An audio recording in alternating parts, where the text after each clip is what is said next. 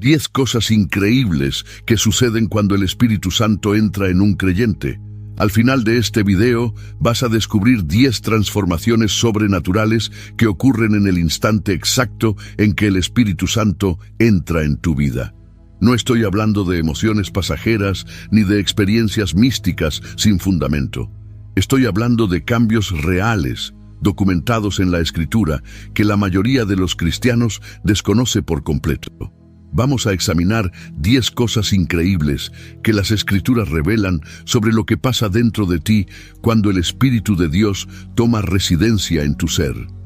Cada una está respaldada por textos bíblicos específicos y tiene implicaciones que van a transformar completamente tu manera de entender la vida cristiana. Primera cosa increíble, eres sellado como propiedad exclusiva de Dios. Esta primera transformación va a revelarte que en el momento exacto en que crees, algo invisible pero permanente ocurre en el mundo espiritual. Algo que ni el diablo, ni la muerte, ni ninguna fuerza del universo puede revertir jamás. Pablo escribe a los Efesios y les dice algo extraordinario. Les recuerda que después de haber oído la palabra de verdad, el evangelio de su salvación, y habiendo creído en él, fueron sellados con el Espíritu Santo de la promesa, que es las arras de nuestra herencia hasta la redención de la posesión adquirida para alabanza de su gloria. Aquí está lo que nadie percibe. La palabra sellados en griego es sfragizo. En el mundo antiguo, un sello era una marca de propiedad. Cuando un rey sellaba un documento, nadie podía abrirlo excepto el propio rey. Cuando un comerciante sellaba una mercancía, significaba que le pertenecía legalmente y estaba bajo su protección. Ahora piensa en lo que esto significa para ti. El Dios del universo, el creador de todo lo que existe, puso su sello personal sobre tu vida. No un sello externo, como el que se ponía al ganado o a los esclavos en el Imperio Romano. Un sello interno, invisible, espiritual, pero absolutamente real e inquebrantable. La palabra arras en griego es arrabón. Esta es una de las palabras más fascinantes del Nuevo Testamento. En el comercio del primer siglo, el arrabón era el pago inicial que un comprador entregaba como garantía de que completaría toda la transacción. Si alguien compraba un terreno, entregaba una porción del dinero como arrabón. Ese pago inicial era la prueba legal de que el resto del dinero vendría. Entonces el Espíritu Santo no es solo un regalo bonito, es el pago inicial de Dios. Es la garantía divina de que todo lo que Dios prometió para tu futuro eterno será cumplido completamente. Cada vez que sientes la presencia del Espíritu, cada vez que experimentas su paz o su guía, estás saboreando un anticipo de la eternidad. Pero este detalle revela algo aún mayor. Si Dios ya entregó el pago inicial, eso significa que la transacción es irreversible. En el derecho romano, entregar el arrabón comprometía legalmente al comprador a completar la compra. Dios se comprometió contigo. No hay marcha atrás de su parte. Imagina que estás en el mercado de Éfeso en el siglo I. Un comerciante te entrega monedas de plata como anticipo por tu terreno.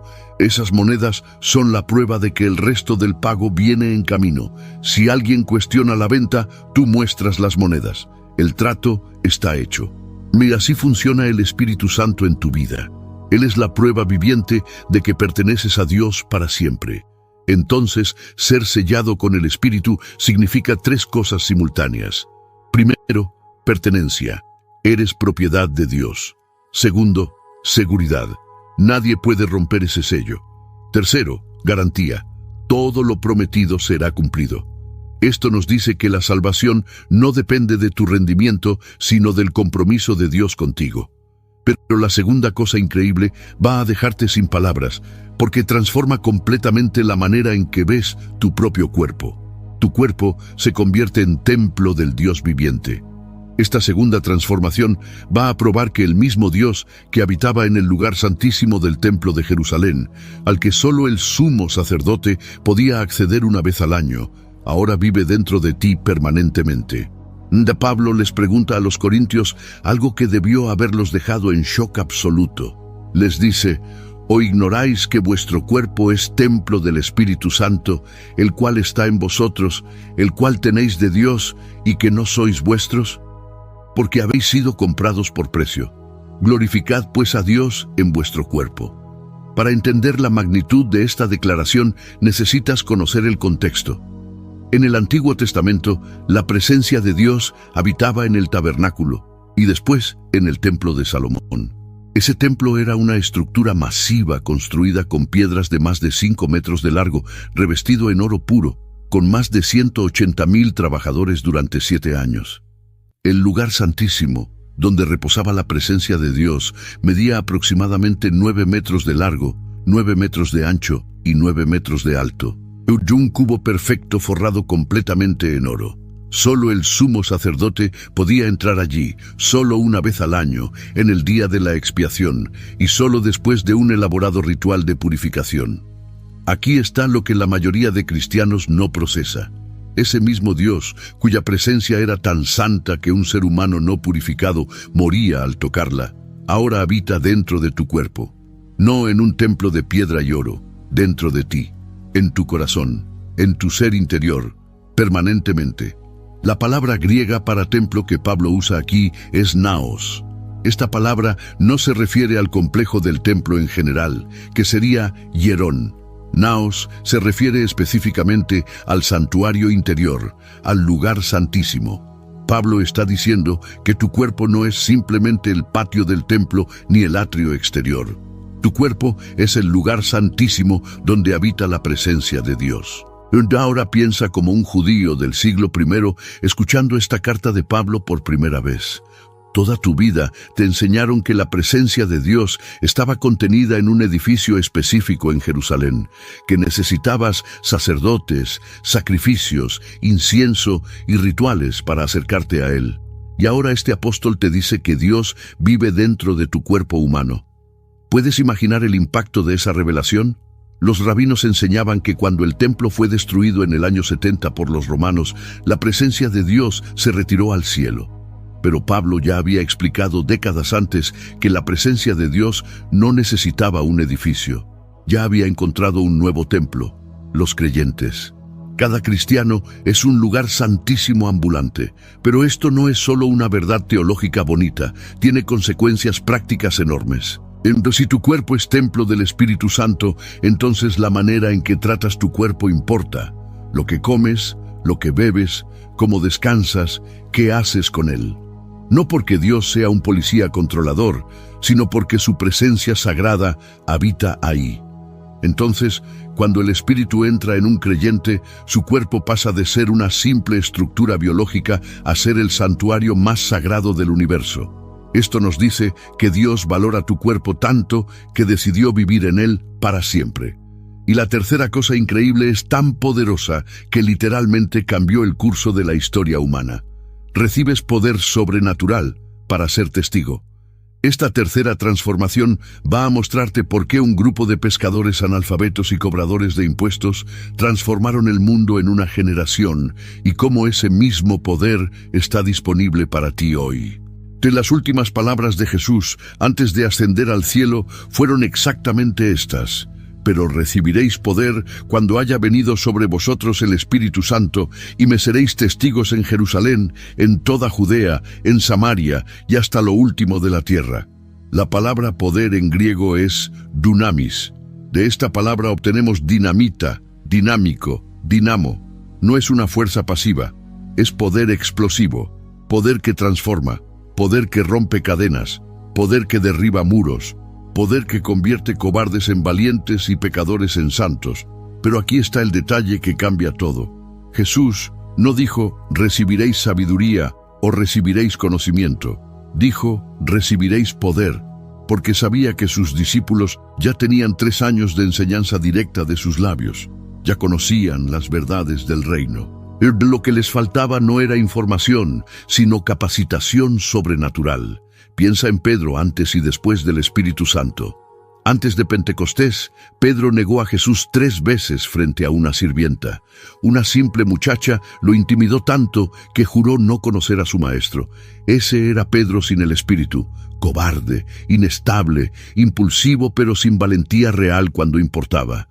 50 días después, el mismo Pedro se paró frente a miles de personas en Jerusalén y predicó con tal poder que 3.000 personas se convirtieron en un solo día. ¿Qué cambió? No fue un curso de oratoria, no fue terapia psicológica, no fue motivación personal, fue el Espíritu Santo entrando en él y activando un poder que Pedro jamás había experimentado. El libro de los Hechos registra que después de recibir el Espíritu, los apóstoles sanaban enfermos, echaban fuera demonios, hablaban en idiomas que nunca habían estudiado y predicaban con una autoridad que dejaba perplejos a los líderes religiosos más educados de Israel.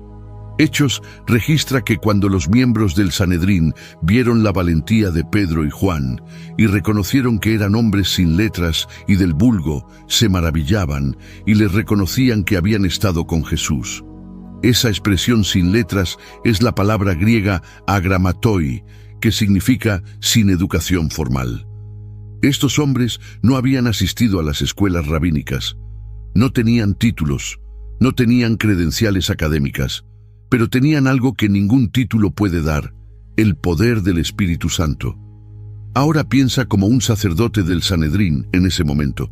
Tú estudiaste la Torá desde los 5 años, memorizaste cientos de pasajes, pasaste décadas en formación religiosa. Y ahora un pescador de Galilea sin educación te está dejando sin argumentos con una elocuencia y autoridad que tú nunca lograste. ¿Cómo explicas eso? No puedes, a menos que aceptes que hay un poder sobrenatural operando en él. Entonces, cuando el Espíritu Santo entra en un creyente, activa un poder que trasciende toda capacidad humana. No reemplaza tu personalidad ni elimina tu carácter. Lo potencia, lo transforma. Lo lleva a un nivel que jamás podrías alcanzar por ti mismo. Si este video está abriendo tus ojos a verdades que nunca te enseñaron, dale like ahora mismo para que más personas puedan descubrirlas también. Y si aún no estás suscrito, suscríbete y activa la campana, porque cada semana revelamos verdades bíblicas que transforman vidas. Pero la cuarta cosa increíble toca algo tan profundo que literalmente te convierte en una persona completamente nueva. Naces de nuevo espiritualmente. Esta cuarta transformación va a revelar por qué Jesús le dijo a uno de los maestros más brillantes de Israel que a pesar de toda su educación y conocimiento religioso, no entendía la verdad más básica del reino de Dios. Nicodemo era fariseo y miembro del Sanedrín. Era uno de los hombres más educados, respetados y religiosos de todo Israel. Conocía la Torá de memoria, cumplía cada mandamiento con meticulosidad. Era, por todas las medidas humanas, un hombre justo y santo. Y sin embargo, cuando vino a Jesús de noche, el maestro le dijo algo que lo dejó completamente desconcertado. Le dijo: de cierto te digo, que el que no naciere de nuevo no puede ver el reino de Dios. Nicodemo, con toda su educación, no entendió. Le preguntó: ¿cómo puede un hombre nacer siendo viejo? ¿Puede acaso entrar por segunda vez en el vientre de su madre y nacer? Y aquí Jesús le revela la verdad central de toda la vida cristiana. De cierto te digo, que el que no naciere de agua y del Espíritu no puede entrar en el reino de Dios. Lo que es nacido de la carne, carne es, y lo que es nacido del Espíritu, Espíritu es. La expresión nacer de nuevo en griego es genao anoten. La palabra anoten tiene un doble significado fascinante. Puede significar de nuevo o de arriba. Jesús estaba diciendo ambas cosas simultáneamente. Necesitas un nacimiento nuevo y necesitas un nacimiento que viene de arriba. No es algo que tú puedas producir, es algo que Dios hace en ti. Aquí está lo que nadie percibe. Jesús no le dijo a Nicodemo que necesitaba ser más religioso. No le dijo que necesitaba estudiar más la Torá. No le dijo que necesitaba hacer más sacrificios en el templo. Le dijo que necesitaba algo radicalmente diferente. Un nacimiento completamente nuevo. Una vida que solo el Espíritu de Dios puede generar. Pablo lo explica con una claridad impresionante en su carta a los Corintios cuando dice: de modo que si alguno está en Cristo, nueva criatura es. Las cosas viejas pasaron. He aquí todas son hechas nuevas. La expresión nueva criatura en griego es kaine ktisis. La palabra kaine no significa nuevo en el sentido de reciente o joven. Significa nuevo en calidad, nuevo en naturaleza. Es algo que no existía antes. Es una creación completamente original. Imagina que tienes una casa vieja, con paredes agrietadas, techo con goteras, cimientos dañados. Puedes pintarla, arreglar las grietas, poner parches, pero sigue siendo una casa vieja con reparaciones. Eso es lo que hace la religión humana. Parches, reparaciones, mejoras superficiales. Ahora imagina que alguien demuele esa casa completamente y construye una nueva desde los cimientos. Misma dirección, mismo terreno, pero edificio completamente nuevo. Eso es lo que hace el Espíritu Santo cuando entra en ti. No arregla tu vida vieja, crea una vida nueva desde los cimientos espirituales. Entonces, cuando el Espíritu entra en un creyente, no mejora a la persona antigua, sino que crea una persona nueva. La vieja naturaleza no se reforma. Nace una naturaleza completamente diferente. Esto nos dice que el cristianismo no es una religión de automejora, sino una experiencia de recreación sobrenatural. Y la quinta cosa increíble es algo que la neurociencia moderna apenas empieza a comprender. Tu mente es renovada sobrenaturalmente. Esta quinta transformación va a mostrarte que el Espíritu Santo literalmente cambia la manera en que piensas, procesas información y tomas decisiones. No metafóricamente, literalmente. Pablo escribe a los romanos algo que suena casi como un manual de neurociencia espiritual. Les dice: no os conforméis a este siglo, sino transformaos por medio de la renovación de vuestro entendimiento, para que comprobéis cuál sea la buena voluntad de Dios, agradable y perfecta. La palabra transformaos en griego es metamorphosde. Es la misma raíz de metamorfosis, que es el mismo proceso por el cual una oruga se convierte en mariposa. No es un cambio cosmético, es una transformación completa de estructura, función y naturaleza. Pero la palabra clave aquí es entendimiento, que en griego es nous. El nous no es simplemente el cerebro físico. En la cosmovisión bíblica, el nous es la capacidad integral de percibir, razonar, discernir y decidir. Es la sede del pensamiento, pero también de la voluntad y del discernimiento moral. Pablo amplía esta idea cuando escribe en el capítulo 8 de Romanos: porque los que son de la carne piensan en las cosas de la carne, pero los que son del Espíritu, en las cosas del Espíritu. Porque el ocuparse de la carne es muerte, pero el ocuparse del Espíritu es vida y paz. La expresión ocuparse en griego es phronema. No es simplemente pensar en algo de vez en cuando. Bifronema describe una orientación mental completa, una disposición fundamental, la dirección hacia la cual tu mente se inclina naturalmente. Aquí está lo que nadie percibe. Antes de que el Espíritu entre en un creyente, su fronema, su orientación mental natural, está dirigida hacia la carne. No porque sea una mala persona necesariamente, sino porque es la única opción que tiene. Es como un televisor que solo recibe un canal. No importa cuánto gire la antena, solo hay una señal disponible. Cuando el Espíritu Santo entra, es como si de pronto tu televisor recibiera un canal completamente nuevo, una frecuencia que antes era invisible para ti. Ahora puedes percibir verdades espirituales que antes te parecían locura. Puedes discernir la voluntad de Dios en situaciones donde antes solo veías confusión. Pablo confirma esto en su primera carta a los Corintios cuando dice: pero el hombre natural no percibe las cosas que son del Espíritu de Dios, porque para él son locura, y no las puede entender, porque se han de discernir espiritualmente. La palabra percibe aquí es dechomai en griego, que significa recibir o acoger. No es que el hombre natural sea estúpido, es que carece del receptor necesario para captar la señal espiritual. Es como intentar escuchar una estación de radio sin tener radio. La señal existe, pero sin el equipo adecuado es imposible captarla. Piensa como un fariseo del primer siglo que ha estudiado la Torá durante 40 años. Has memorizado cada versículo. Has debatido con los mejores maestros. Conoces cada argumento teológico. Y entonces, un carpintero de Nazaret te dice verdades que nunca viste en todos esos años de estudio. No porque no estuvieran ahí, sino porque necesitabas al Espíritu para verlas. Entonces, cuando el Espíritu Santo entra en un creyente, reprograma su orientación mental. No elimina tu capacidad de razonar, sino que la eleva a una dimensión que la mente natural no puede alcanzar. Esto nos dice que la sabiduría verdadera no viene de los libros, sino del Espíritu de Dios. Déjame una pregunta en los comentarios. ¿Alguna vez leíste un versículo que habías leído 100 veces y de pronto entendiste algo que nunca habías visto? Eso es exactamente el Espíritu renovando tu mente. Cuéntame tu experiencia abajo. Pero la sexta cosa increíble va a destruir uno de los mitos más grandes que existen en las iglesias modernas. Recibes dones espirituales únicos.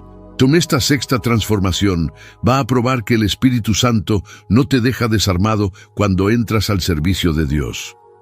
Te equipa personalmente con capacidades sobrenaturales diseñadas específicamente para tu llamado.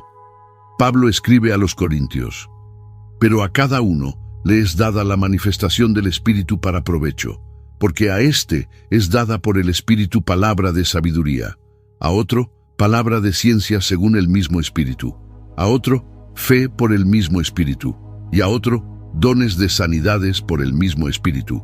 La lista continúa. A otro el hacer milagros, a otro profecía, a otro discernimiento de espíritus, a otro diversos géneros de lenguas, y a otro interpretación de lenguas. Pero todas estas cosas las hace uno y el mismo Espíritu, repartiendo a cada uno en particular como Él quiere. De aquí está lo que la mayoría de iglesias no enseña correctamente. La frase a cada uno es crucial. En griego es hekasto. Significa a cada individuo sin excepción. No dice a algunos, no dice a los más espirituales, no dice a los pastores, dice a cada uno. Esto significa que si tienes al Espíritu Santo, tienes al menos un don espiritual operando en tu vida ahora mismo. La palabra manifestación en griego es fanerosis. Viene de faneros, que significa hacer visible, hacer evidente. Los dones espirituales son la manera en que el Espíritu invisible se hace visible a través de ti. Cada vez que un cristiano opera en su don, el Espíritu Santo se manifiesta de manera tangible en el mundo físico. Pero nota algo fascinante. Pablo dice, repartiendo a cada uno en particular como Él quiere. La distribución de dones no es aleatoria ni caprichosa. El Espíritu conoce tu personalidad, tu historia, tu contexto, tu llamado futuro, y te equipa exactamente con los dones que necesitas para cumplir tu propósito específico en el cuerpo de Cristo. En Romanos, Pablo amplía la lista de dones: profecía, servicio, enseñanza, exhortación, dar con generosidad, presidir con diligencia y hacer misericordia con alegría. En Efesios menciona apóstoles, profetas, evangelistas, pastores y maestros. Cada lista es diferente porque ninguna pretende ser exhaustiva. Los dones del Espíritu son tan variados como las personas que los reciben. Ahora piensa como un creyente nuevo en la iglesia de Corinto. Antes de conocer a Cristo, eras un simple artesano, un fabricante de tiendas quizás, como Pablo, o un vendedor de telas púrpura como Lidia. Tu vida era ordinaria. Pero ahora el Espíritu te ha dado la capacidad de sanar enfermos con tus manos, o de pronunciar palabras proféticas que revelan los secretos del corazón humano, o de hablar en un idioma que nunca estudiaste. ¿Cómo cambia eso tu concepto de ti mismo?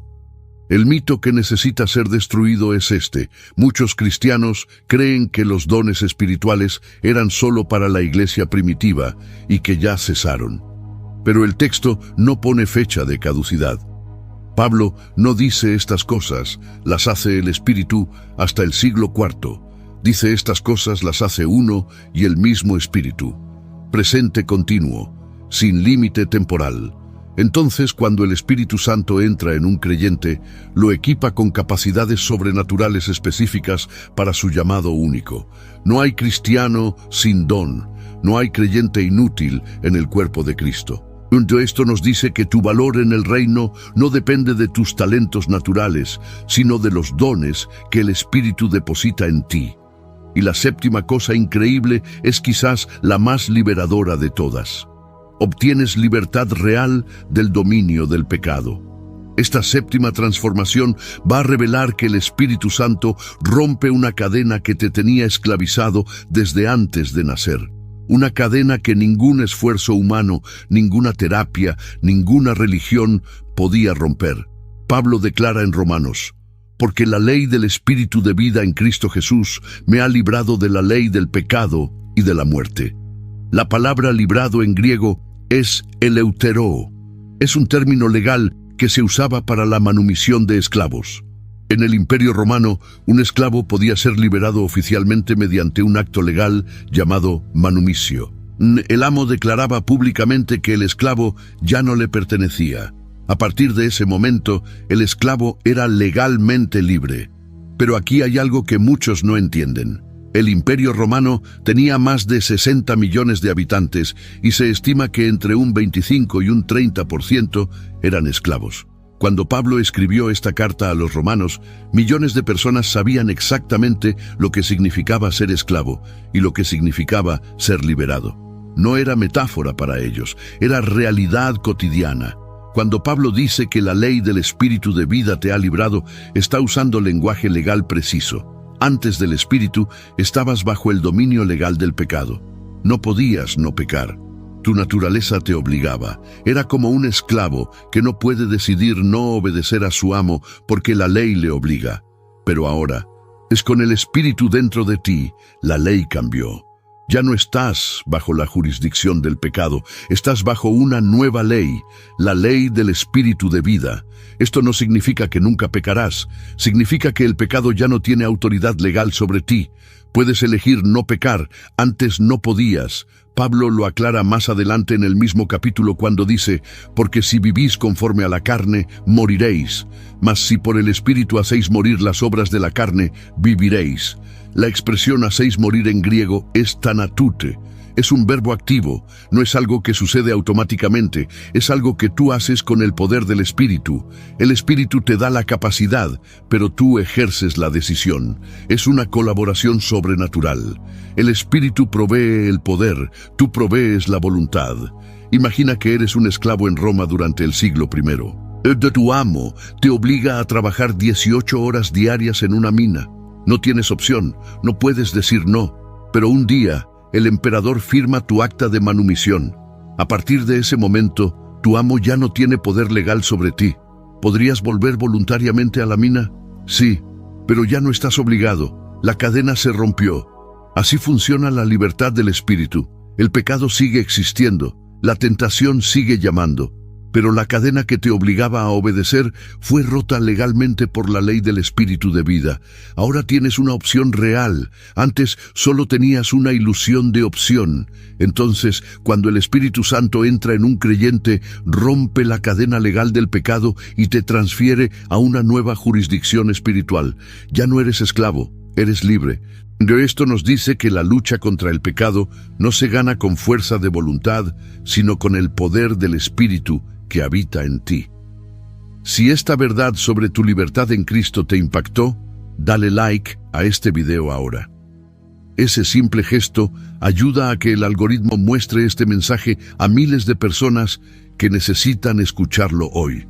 Y si conoces a alguien que está luchando contra cadenas que no puede romper, compártele este video. Puede cambiar su vida. Pero la octava cosa increíble produce algo que ninguna religión, filosofía o sistema de autoayuda ha logrado jamás replicar. Produces fruto sobrenatural que es imposible por esfuerzo humano. Esta octava transformación va a probar que las cualidades de carácter que el mundo entero admira y desea, pero que nadie puede fabricar por sí mismo, brotan naturalmente cuando el Espíritu Santo habita en ti. Pablo escribe a los Gálatas: mas el fruto del Espíritu es amor, gozo, paz, paciencia, benignidad, bondad, fe, mansedumbre, templanza. Contra tales cosas no hay ley. Lo primero que debes notar es que Pablo dice fruto, no frutos. En griego es karpos, singular. No son 9 características separadas que puedes elegir como en un buffet. Es un fruto único con 9 expresiones.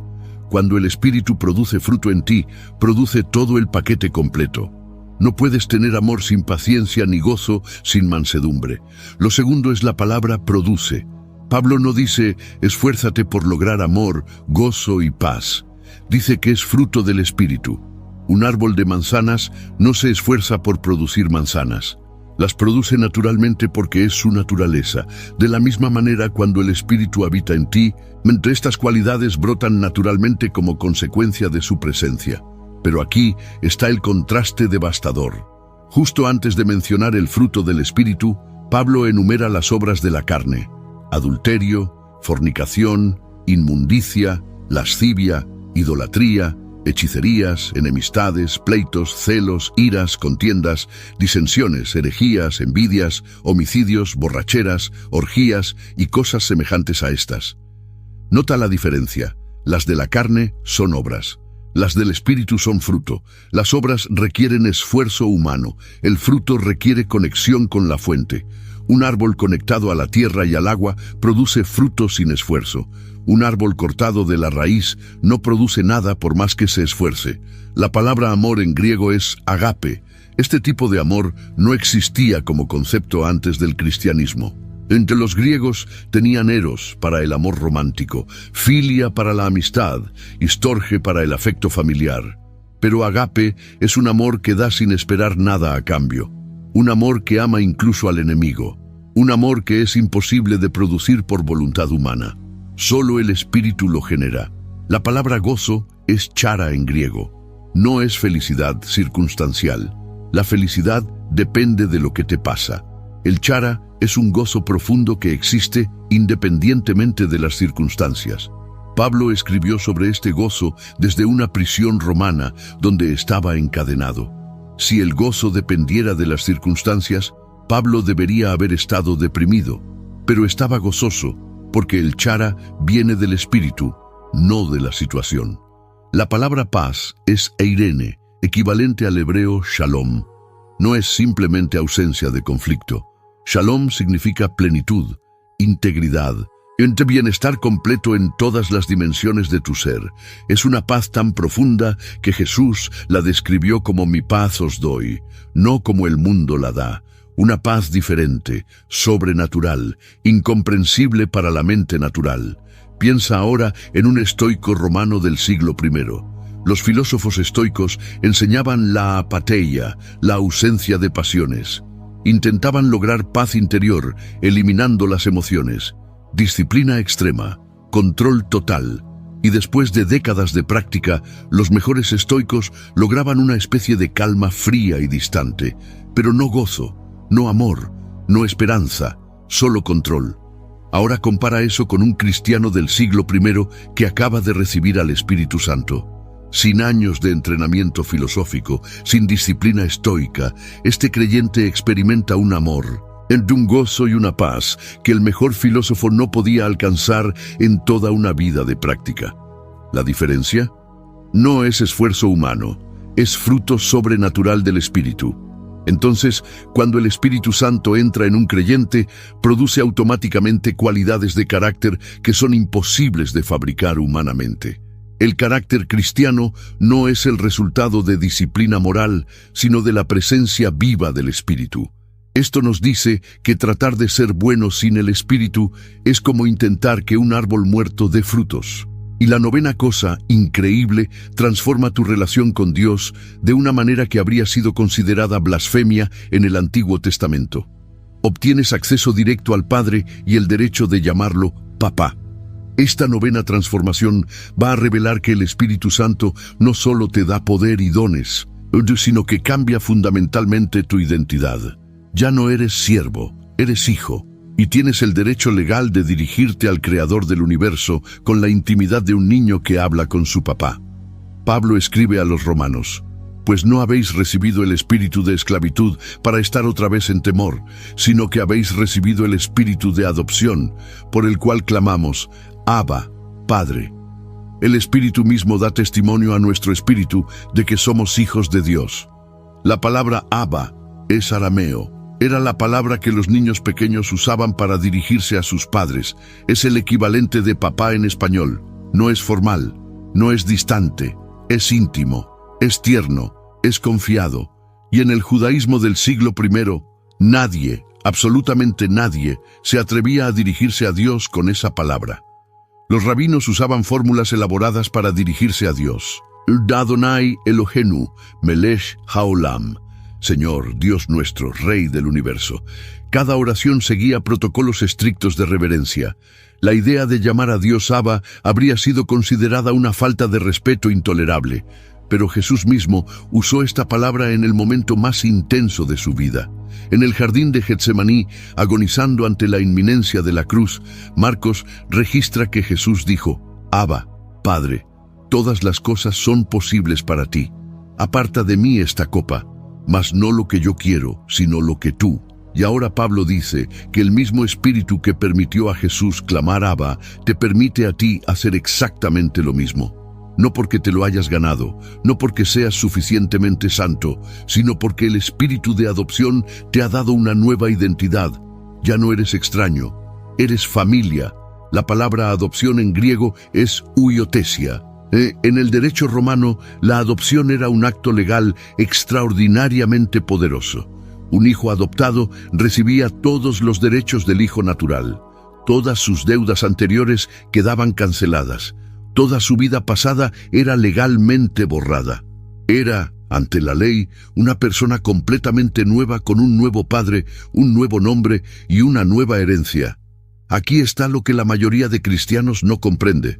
Cuando el Espíritu entra en ti y te adopta como hijo de Dios, no es una adopción de segunda clase, no eres un hijo de segunda categoría comparado con Jesús. Pablo dice en Romanos que somos herederos de Dios y coherederos con Cristo. Coherederos, la misma herencia, los mismos derechos, el mismo Padre. Imagina que eres un huérfano en las calles de Roma, sin familia, sin nombre, sin herencia, sin futuro. Y un día, el emperador mismo te adopta legalmente. De la noche a la mañana pasas de ser nadie a ser heredero del imperio más poderoso del mundo. Eso es lo que el Espíritu Santo hace cuando entra en ti. Te adopta en la familia más poderosa del universo. Pero Pablo añade algo aún más profundo. El Espíritu mismo da testimonio a nuestro espíritu de que somos hijos de Dios. Este testimonio no es una voz audible, es una certeza interna, una convicción profunda que no viene de la lógica ni de la emoción, sino del Espíritu comunicándose directamente con tu espíritu. Es saber, más allá de toda duda, que Dios es tu Padre y que tú eres su Hijo amado. Entonces, cuando el Espíritu Santo entra en un creyente, transforma su identidad de esclavo a hijo, de extraño a heredero, de huérfano a miembro de la familia real de Dios. Entre esto nos dice que la oración no es un ritual religioso, sino una conversación de hijo a padre, facilitada y potenciada por el Espíritu que vive en ti. Y la 10ª cosa increíble es la más extraordinaria de todas, porque toca directamente tu futuro eterno. Tu cuerpo mortal recibe garantía de resurrección. Esta 10ª y última transformación va a probar que el Espíritu Santo no solo transforma tu presente, sino que asegura tu futuro eterno. El mismo poder que resucitó a Jesús de entre los muertos está ahora mismo viviendo dentro de tu cuerpo mortal. Pablo escribe a los romanos: «Y si el Espíritu de aquel que levantó de los muertos a Jesús mora en vosotros, el que levantó de los muertos a Cristo Jesús, vivificará también vuestros cuerpos mortales por su Espíritu que mora en vosotros». Lee eso otra vez. El Espíritu que resucitó a Cristo de la muerte habita en ti. No un espíritu similar, no un poder parecido. El mismo Espíritu, la misma fuerza que venció la muerte, que reanimó un cuerpo que llevaba 3 días muerto, que transformó carne muerta en carne glorificada, está viviendo dentro de ti ahora mismo. La palabra vivificará en griego es zoopoiesei. Viene de zoe, que significa vida en su sentido más completo, y poieo, que significa hacer o crear. Literalmente significa hará vida, no solo resucitar en el sentido de volver a vivir. es crear vida nueva, vida eterna, vida glorificada. Aquí está lo que la mayoría de creyentes no procesa. La resurrección no es solo una doctrina que crees, es una garantía que el Espíritu Santo en ti confirma. La presencia del Espíritu en tu cuerpo mortal es la prueba viviente de que ese cuerpo será transformado. Es como si Dios hubiera plantado una semilla de eternidad dentro de tu carne temporal. Pablo amplía esta verdad en su primera carta a los Corintios cuando describe la resurrección. Se siembra en corrupción, resucitará en incorrupción. Se siembra en deshonra, resucitará en gloria. Se siembra en debilidad, resucitará en poder. Se siembra cuerpo animal, resucitará cuerpo espiritual. Piensa en la analogía de la semilla. Cuando plantas una semilla de trigo, la semilla se descompone en la tierra, muere, desaparece. Pero de esa muerte brota algo completamente nuevo. Una planta que no se parece en nada a la semilla original. Es más grande, es más fuerte, es más gloriosa, y sin embargo contiene la misma esencia genética de la semilla. Entre tu cuerpo actual es la semilla. El Espíritu Santo dentro de ti es el código genético de la eternidad. Cuando tu cuerpo muera y sea plantado en la tierra, ese mismo Espíritu activará la resurrección. Brotará un cuerpo nuevo, incorruptible, glorioso, poderoso, espiritual, con la misma esencia de quien eres, pero transformado en una dimensión completamente nueva. Los griegos del siglo I no creían en la resurrección del cuerpo. Para ellos, el cuerpo era una prisión del alma. La salvación significaba escapar del cuerpo, no resucitarlo. Cuando Pablo predicó la resurrección en Atenas, algunos se burlaron de él. La idea de un cuerpo resucitado les parecía absurda. Pero el cristianismo afirma algo revolucionario. Dios no descarta tu cuerpo, lo transforma, lo glorifica, lo lleva a la perfección que siempre fue su diseño original. Y la presencia del Espíritu Santo dentro de ti ahora mismo es la garantía de que esto sucederá.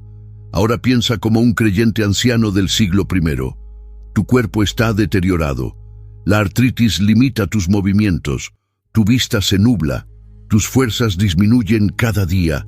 Y alguien te dice que el mismo poder que resucitó a Jesús de la tumba vive dentro de tu cuerpo cansado. Que un día ese poder activará una transformación que convertirá tu cuerpo débil en un cuerpo glorioso, sin dolor, sin enfermedad, sin muerte. ¿Puedes imaginar la esperanza que esa verdad produce?